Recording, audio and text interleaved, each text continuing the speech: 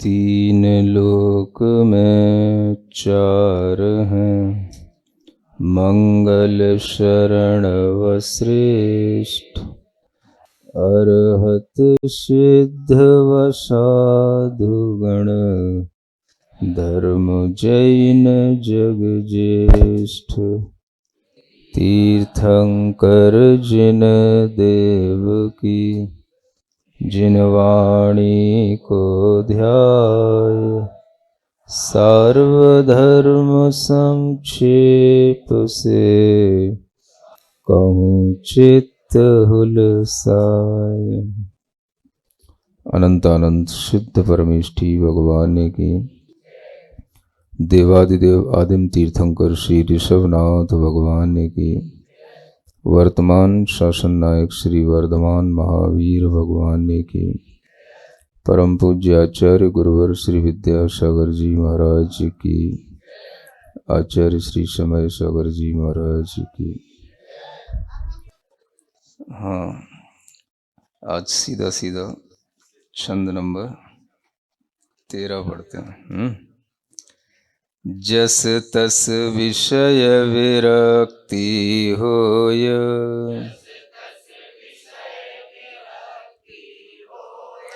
मरण समाधि सुदुर्लभ जोय।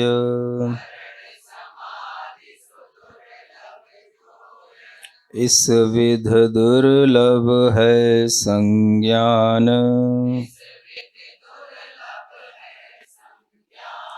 बिन विचार पशु मनुज समान। यह 13वां छंद है और 12वें छंद में जो ऊपर की लाइन थी उस पर तो बहुत बात हो गई थी, नीचे की लाइन पे थोड़ा सा कम फोकस हुआ था।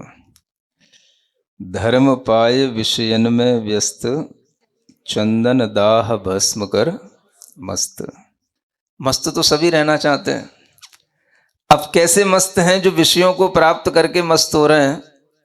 तो कहा जाता है कि जैसे कभी किसी को भस्म की जरूरत हो, भस्म मतलब राख की जरूरत हो, और राख की जरूरत हो तो उस राख को लेने के लिए किसी लकड़ी को जलाना पड़ता है। अब वो लकड़ी क्या मिली? तो चंदन की लकड़ी मिली, और उसको जला करके क्या बना लिया? राख बना ली, और उस राख को अपने कोई छोटे से काम में ले लिया। तो यह चंदन की लकड़ी का राख बनाने का जो प्रोसेस है, यह क्या कहा जाएगा? हाँ, इसे इंटेलिजेंसी तो नहीं कह सकते हैं, लेकिन इतना कह सकते हैं कि ये कोई बुद्धिमानी का काम नहीं है। यानी एक राख का प्रयोजन के लिए चंदन की लकड़ी को जलाना। भाई, राख तो किसी भी चीज की बन सकती है। कोई किसी भी कंडे की राख मिल जाती है, किसी भी और चीज की राख बन जाती है। राख के लिए लकड़ी भी जलाना पड़े तो और दूसरी लकड़ियां भी होती हैं, है ना? कोई साल की हो, सागौन की हो, कोई भी हो, वो भी चलती। लेकिन चंदन की लकड़ी मीन्स बहुत कॉस्टली, और उसको किसके लिए? राख बनाने के लिए उसको जलाना पड़े, तो ये बुद्धिमत्ता नहीं है। ये बताया गया, यहां आचार्यों ने ये कहा कि संसार के अधिकतर प्राणी धर्म को प्राप्त करके भी विषयों से दूर नहीं हटते। जो अपने इंद्रिय के सुख हैं उसी की प्राप्ति के लिए अपने मन को बिल्कुल एक रिजर्व मोड में डाल देते हैं, और हमेशा उसी कंफर्ट जोन में रहना चाहते हैं कि भाई ये हमसे छूट ना जाए। इसलिए वह हमेशा विषयों में व्यस्त रहते हुए धर्म को प्राप्त करके भी जीवन निकालते हैं। तो उनके लिए ये कहा जा रहा है, ये ऐसा कर रहे हैं कि जैसे राख बराबर सुख प्राप्त करने के लिए या राख के प्रयोजन को प्राप्त करने के लिए चंदन जैसी बहुमूल्य वस्तु को जला रहे हैं। यानी जो हमें ये समय मिला, जो हमें शरीर मिला, जो हमें जीवन मिला, जो हमें आयु के क्षण मिले, ये इतने कीमती थे कि इसके लिए उदाहरण दिया गया तो इस कीमत को हम उससे भी ज्यादा समझ सकते हैं जिसका उदाहरण दिया जा रहा है।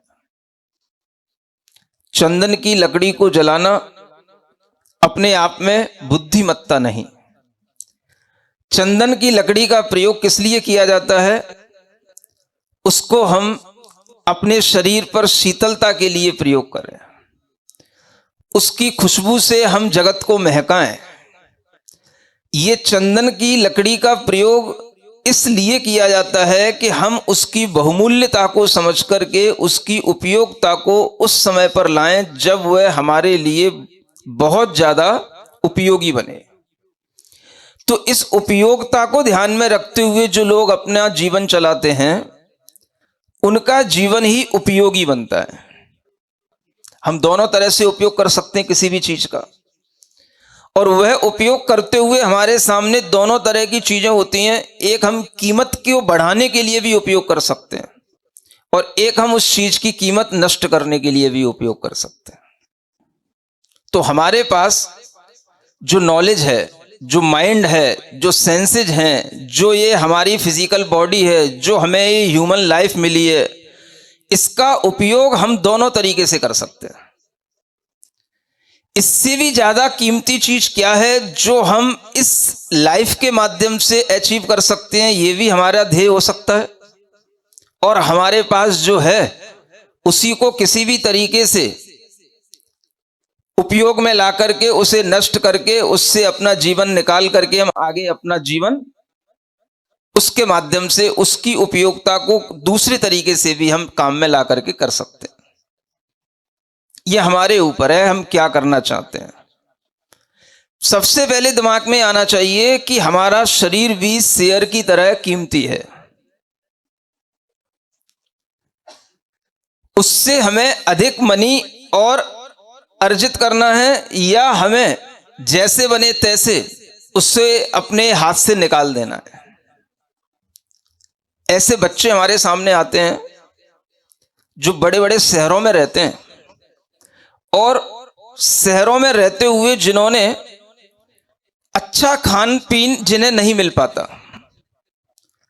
अब उनके शरीर में भीतरी इस तरह की दिक्कतें होने लगी कि अच्छे खान पान न होने के कारण से, लाइफ स्टाइल अच्छी नहीं होने के कारण से, शहर का वह व्यस्ततम जीवन इतना होने के कारण से शरीर पर जब फर्क पड़ने लगा, शरीर में अनेक तरह की बीमारियां आने लगीं, तब विचार करने में आता है कि हम जो यहाँ पर पैसा अर्जित कर रहे हैं, बड़ी बड़ी जगहों पर जॉब लेकर के, चाहे वो पुणे हो चाहे बेंगलोर हो, हमने अपने शरीर का उपयोग किस लिए करना शुरू किया, और इस शरीर के उपयोग के कारण से हमें रिटर्न में क्या मिला? लोभ रहा पैसे का, स्टेटस का मान लें, और उसके कारण से हमने इस शरीर को धीरे धीरे एक तरह से बीमारी की तरफ ढकेल दिया। अब ये बताओ कि आपने इस शरीर का सदुपयोग किया या इसका दुरुपयोग किया? कल्चर चल रहा है भाई, खाओ पियो मौज करो। आपने खाना पीना मौज करना शुरू किया, आपने स्मोकिंग शुरू कर दिया, आपने ड्रिंकिंग शुरू कर दिया, आपने सब शुरू कर दिया। धीरे धीरे क्या हुआ? आपके फेफड़े खराब हुए, आपका लीवर खराब हुआ, ये सब कुछ होने लगा। इस मौज मस्ती से आपको क्या मिला?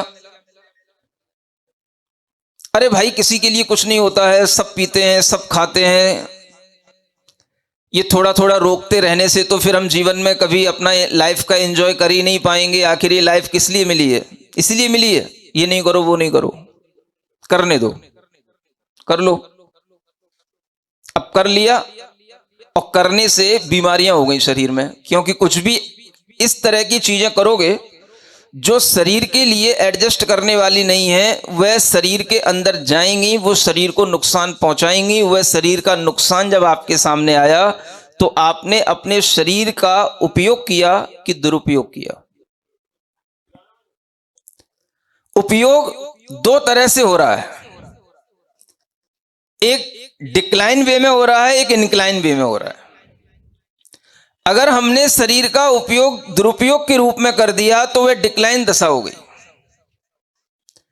अगर हमने शरीर का सदुपयोग किया होता तो हम उस शरीर को स्वस्थ भी बनाते, उस शरीर से धर्म भी करते, उस शरीर से हम सुखी भी रहते और हमारा जीवन आगे का बिना रोग के भी निकलता। अब आप इस पैसे का उपयोग कर रहे हैं, दुरुपयोग कर रहे हैं या सदुपयोग कर रहे हैं, बस आपको इतना विचार करना है। मन मिला आपको, इसके लिए भी आपको सोचना है कि मन का आपको मिसयूज करना है या बेटर यूज करना है। नॉलेज मिली आपको, इसके लिए भी सोचना है कि इसका आपको मिसयूज करना है कि बेटर यूज करना है। सुन रहे हो? आपको धन संपदा मिली, इसके लिए भी सोचना है कि आपको इसका मिसयूज करना है कि बेटर यूज करना है। जो है उससे अच्छा करोगे तो बेटर यूज कहलाएगा, और जो है उससे उसकी कीमत गिरा दोगे तो उसका मिसयूज कहलाएगा।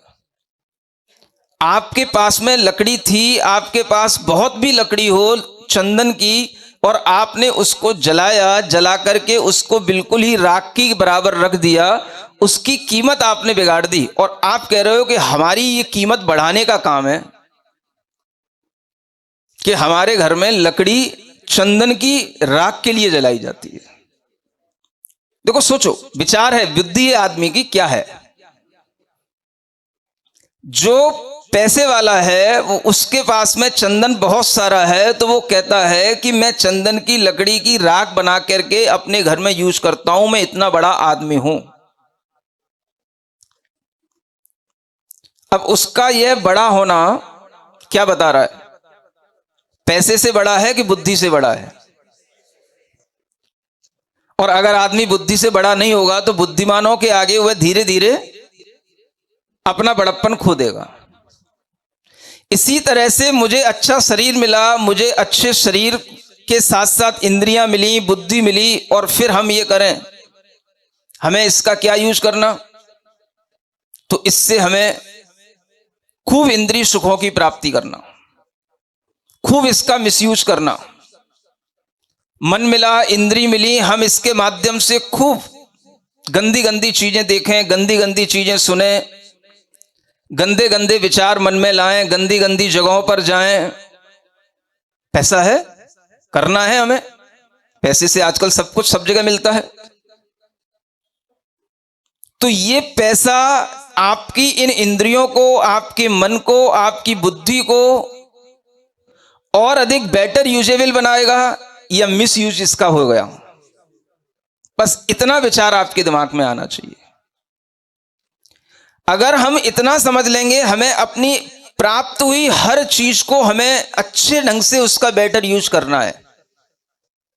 आपसे अलग से कहने की जरूरत नहीं पड़ेगी कि आप धर्म करो। मैं आपसे फिर कह रहा हूं, आपसे अलग से हमें समझाने की जरूरत नहीं पड़ेगी धर्म किसे कहते हैं।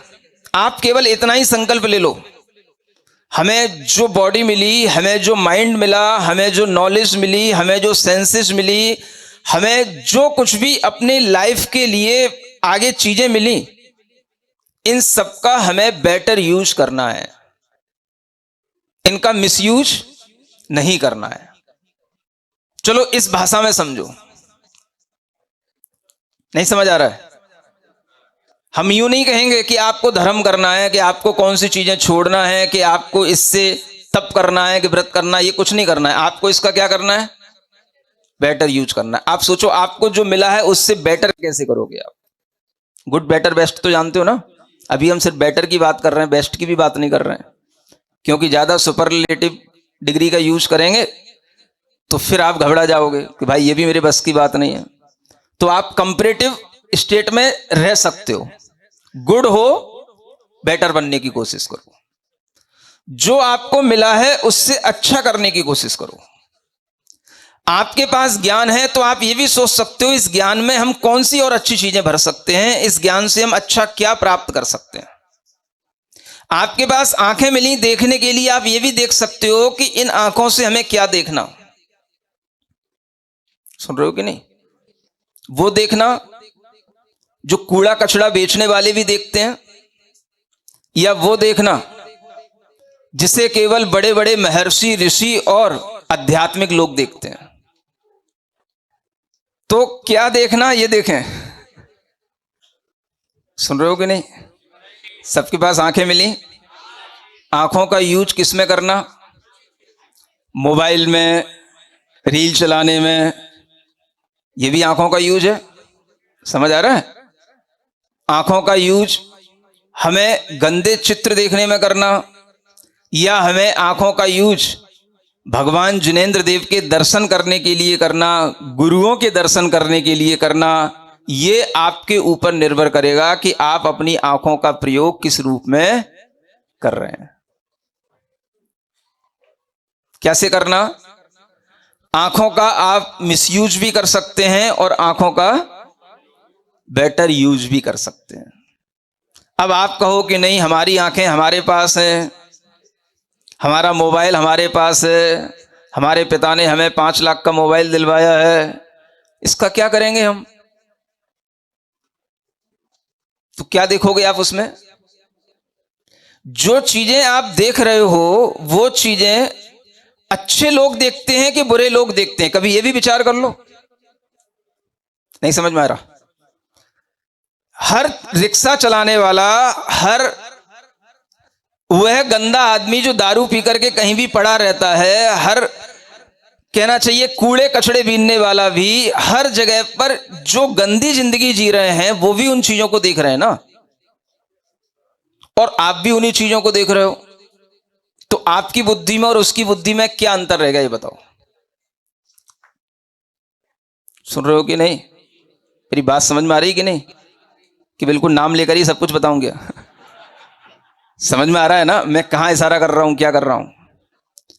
आजकल के पढ़े लिखे बच्चे, अच्छे कुलों के बच्चे, अच्छे स्थानों पर भी पहुंच जाने के बाद भी, हॉस्टल आदि में पढ़ने के लिए पहुंच जाने के बाद भी, उन्हें अपने लिए यह विचार हमेशा दृढ़ता से बना करके रखना चाहिए कि हम अपनी इंद्रियों का दुरुपयोग करें कि सदुपयोग करें, और हम जिस तरह से उसका उपयोग कर रहे हैं यह उपयोग यह हमारे कुल के विशिष्टता के अनुरूप है, या ये सामान्य लोग भी इस तरह से किया करते हैं।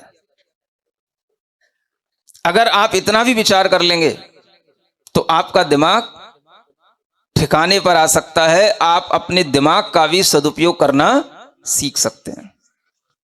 और अगर आपने ये नहीं सीखा तो आपकी स्थिति वही रहेगी कि भाई तुम्हें क्या मतलब है, हमारे घर में तो चंदन की लकड़ी है, हम उसे चाहे जलाएं, चाहे मिटाएं, चाहे कुछ करें, तुम्हें क्या लेना देना है। तो आजकल के बच्चों की ये थिंकिंग बन रही है, मेरी अपनी लाइफ है, तुम्हें क्या लेना देना है, मुझे क्या खाना है, मुझे क्या पीना है, मुझे कहां घूमना है, इसका निर्णय तुम करोगे क्या? तुम कौन होते हो? ये तो मेरे निर्णय की चीज है ना। तो इस तरह का अगर निर्णय तुम्हें करना भी है तो निर्णय भी तो बुद्धि से होगा, और बुद्धि अगर तुम्हारे पास इसी तरीके की है कि तुम्हें हर चीज का मिसयूज ही करना है, तो फिर तुम्हारे अंदर वह बुद्धिमत्ता नहीं कहला सकती। इसलिए आज बच्चों को सिर्फ इतना ही सिखा दो, बेटा हर चीज का एक यूज भी होता है, मिसयूज भी होता है, और बेटर यूज भी होता है। ये 3 चीजें तुम्हारे पास है।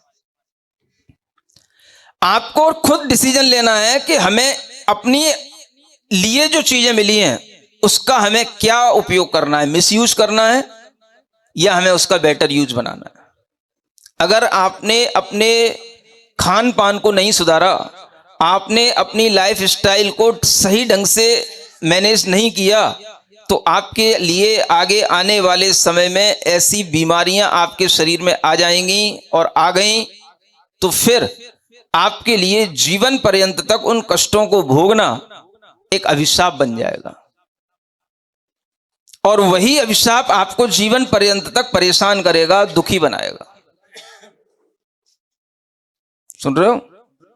मेरे पास एक जीता जागता उदाहरण बैठा हुआ है इसी सभा में। समझ में आ रहा है? हाँ, एक बेटा है, मात्र भी उसकी 35 वर्ष की उम्र है,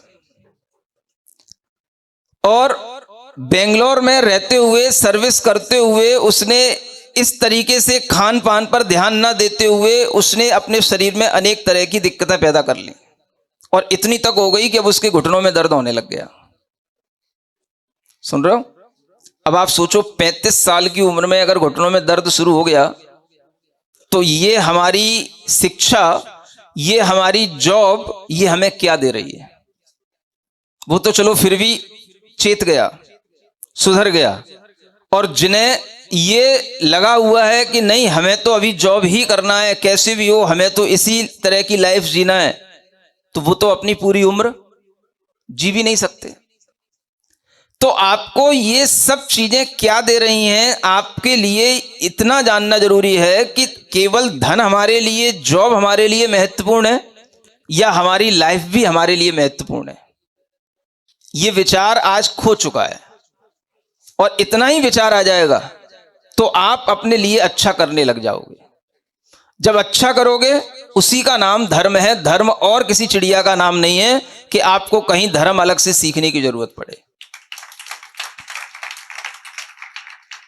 जो आपको मिला है उसका बेटर यूज करो, इसी का नाम क्या है? धर्म है, बस। अगर आपके लिए इतनी सी बुद्धि आ गई तो फिर ये उदाहरण देने की जरूरत नहीं पड़ेगी। ये उदाहरण बहुत बड़ी सीख दे रहा है हमें। धर्म पाए विषयन में मस्त, जिन देव मिले, शास्त्र मिले, गुरु मिले।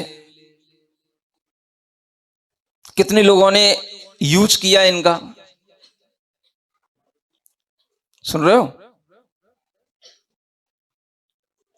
जो लोग यूज कर रहे हैं, करते हैं, वो तो बेटर यूज कर रहे हैं, और जो बेटर यूज करते हैं उन्हें ही पता होता है कि महाराज पहले भी दिल्ली आए थे और अभी भी दिल्ली के ही पास हैं।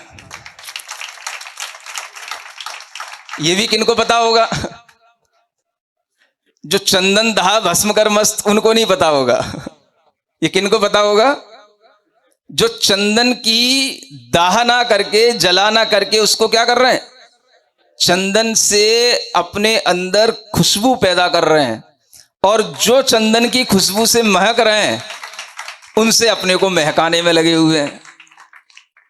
ये काम जो लोग कर रहे होंगे वो थोड़ा सा अपने दिमाग का, अपने शरीर का, अपने लाइफ के इन क्षणों का कुछ बेटर यूज कर रहे हैं।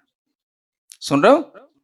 और आदमी के लिए ये समझ में आने लगा है, आता है कि अगर हमें अपने पीढ़ियों को संभालना है, हमें अगर कुछ समाज को अच्छी राह दिखाना है, तो हमें कुछ ऐसे ज्ञान की भी जरूरत पड़ती है, ऐसी भी किसी चीज की जरूरत पड़ती है जिससे कि हमारे ही पीढ़ी, हमारे ही समाज के लोग इस ज्ञान के माध्यम से अपनी हर चीज का बेटर यूज कर पाए।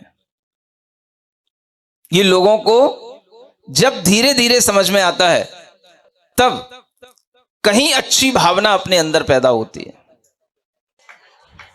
कुछ ऐसी चीज होनी चाहिए जो चंदन की तरह महकने वाली हो, और उसकी महक में सब लोग महकने लग जाएं। एक वो भी भावना रहती है। नहीं समझ में आया? भावना दोनों तरीके की हो सकती है, लेकिन कौन सी भावना अच्छी मानी जाएगी, कौन सी भावना बलवती मानी जाएगी? जो मिल जाए सब ठीक है। चंदन की लकड़ी हो चाहे सागौन की हो। समझ में आ रहा है? हमें तो लकड़ी से मतलब है। एक ये भी भावना रहती है, और एक ये रहता है कि नहीं भाई क्या मिले, हाँ चंदन की ही मिले, तो ही जो है अपने लिए लाभ मिलेगा, और उसी से अपनी कीमत है, और उसी के माध्यम से हमें अपनी कीमत समझ में आएगी। ये भी एक भावना हो सकती है। अब आपकी भावना क्या है ये मुझे समझ नहीं आ रहा है। और मेरी तो भावना यहां तक होती है कि हे भगवान, जो भी इस दर पर आए उसकी भावना पूरी हो।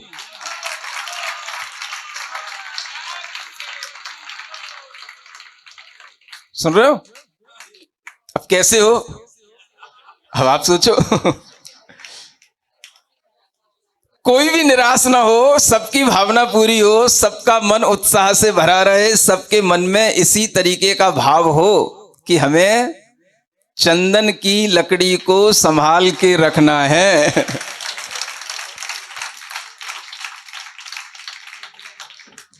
उसी में माथा घिसना है और उसी को घिस के माथे पे लगाना है। तो वो भी महकेगी और माथा भी महकेगा और वो स्थान भी महकेगा जहां पर वो घिसी जाएगी। समझ में आ रहा है ना? तो ये चंदन की विशेषता होती है, सागौन में तो नहीं होता ना। आपके मन में इस तरीके का विचार आए, कीमत समझेंगे, और आचार्यों ने यही कहा है हर चीज की कीमत समझो।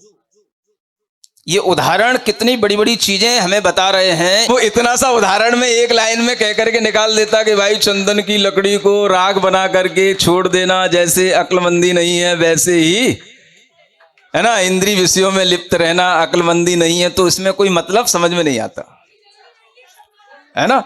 हाँ हाँ, तो ये विचार भी लाना कितना अच्छा है कि आखिर ये उदाहरण कितने अच्छे से दिया गया है। हम इन उदाहरणों को, आचार्य पूज्यपाद महाराज की वाणी है ये, जो अपने डेफिनेशन के लिए प्रसिद्ध हैं। लक्षणम पूज्यपादस्य, ऐसा कहा गया है। माने अगर लक्षण किसी चीज की डेफिनेशन समझना है तो पूज्यपाद महाराज की लाइनें पक्की बना करके अपने दिमाग में रखना। ये अनेक विद्वानों ने आगे कहा है। धनंजय जैसे विद्वानों ने एक श्लोक लिखा है नाम माला के अंदर, उसमें लास्ट में तो वो कहते हैं लक्षणम पूज्यपादस्य, माने पूज्यपाद आचार्य के लक्षण उन्होंने जो बनाए हर एक चीज के, जीव किसे कहते हैं, बोधि दुर्लभ क्या है, सम्यक दर्शन किसे कहते हैं, हर एक चीज की जो उन्होंने डेफिनेशन दी है वो अपने आप में अकाट्य है। उससे बढ़कर के और किसी के लक्षण नहीं है, उन्हीं लक्षणों पर आपको विचार करना है, इतने वो ऑथेंटिक हैं। तो ऐसी ये आचार्य पूज्यपाद महाराज के द्वारा दिए हुए एग्जाम्पल हैं।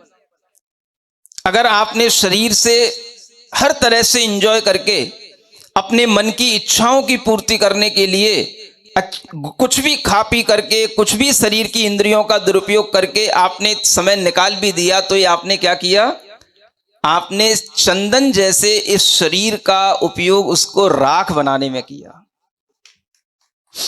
समझ में आ रहा है?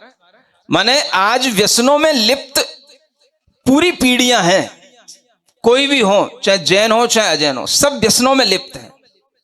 ये सबके हाथ में जो मोबाइल है, ये मोबाइल इतना बड़ा व्यसन है कि सातों व्यसन इसके अंदर दिखाई देते हैं, और सातों व्यसनों में मन जाता है इस मोबाइल के कारण से। इसी के कारण से बच्चों का पढ़ने में मन नहीं लगता, इसी के कारण से बच्चों के लिए पढ़ाई भी व्यर्थ दिखती है। और क्या दिखता है, राख अच्छी दिखती, राख। ये बुद्धि का सबसे बड़ा दुरुपयोग है।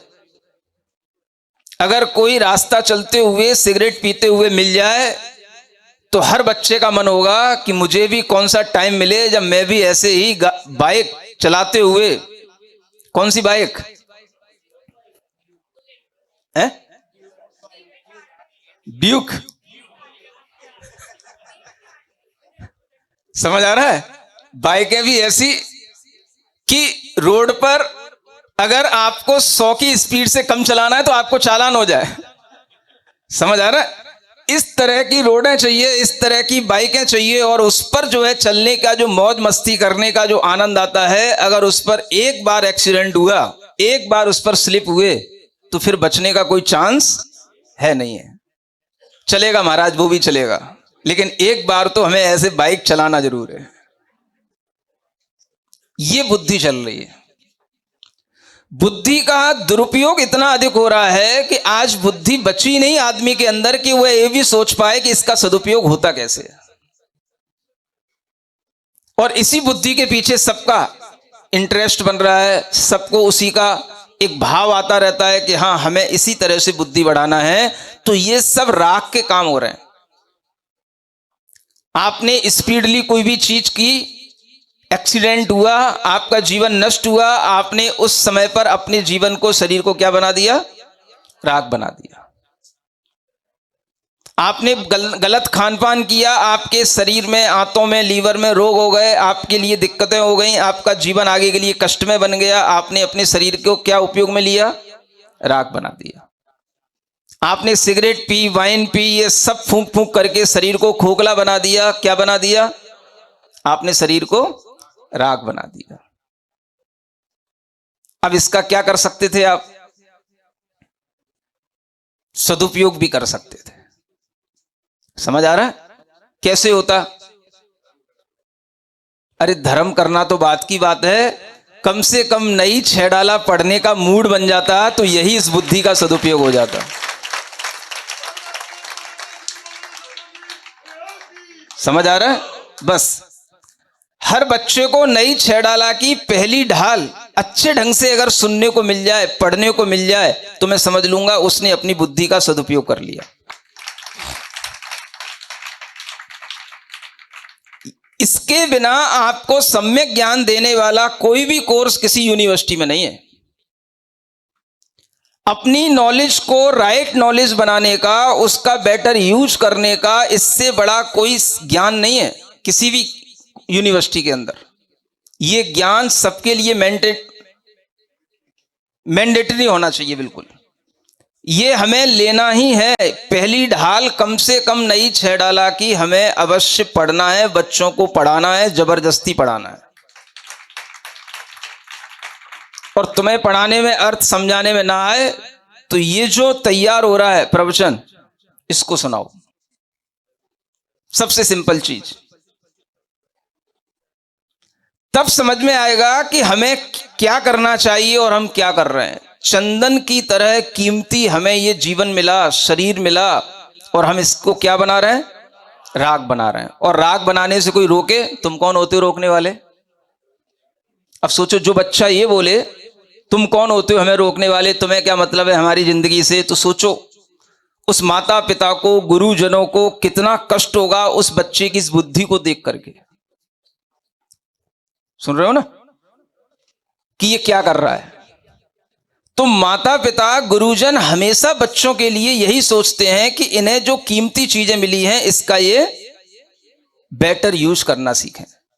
और इस तरह की चीजें के लिए ये उदाहरण दिए गए हैं। अगर आप इन उदाहरणों पर और ज्यादा अच्छा ध्यान दें, चंदन दाह भस्म कर मस्त, चंदन को जला करके भस्म बना करके मस्त होने की प्रक्रिया से अपने आप को बचाओगे तो ही तुम्हारा ज्ञान ज्ञान है, तो ही तुम्हारा जीवन जीवन है, तो ही तुम्हारी शिक्षा कुछ काम की है। नहीं तो अशिक्षित अच्छे थे।